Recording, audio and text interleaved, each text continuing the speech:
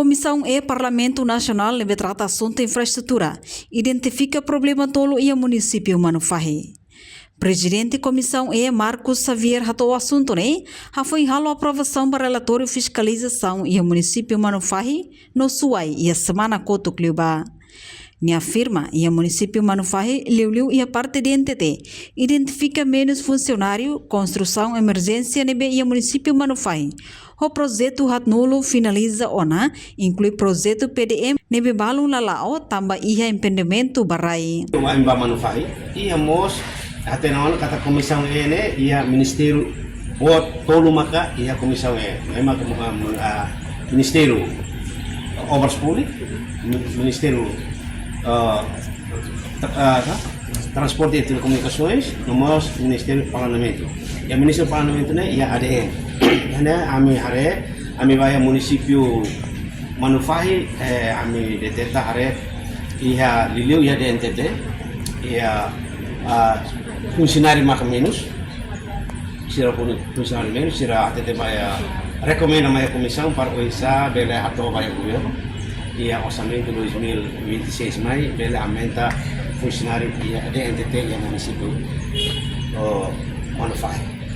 Omos ami hare construção sir nebe maka emergência momento neba barak dokter lu botila penarik pada emergência no fim ami ba hare treino barak maka finalizar na lili ia Manufahi ne ia projeto correnta projeto nebe ia emergência nebe maka ya auxílio nacional foba ya município Manufahi ia projeto emergência ne finalizar o projeto PDM nebe maka município Sira Tagmata ami hare mos ami hare kata projeto Sira ne lao balung lalao tamba ia mos impedimento mono barai boserne mais em geral buat tutu lao dia.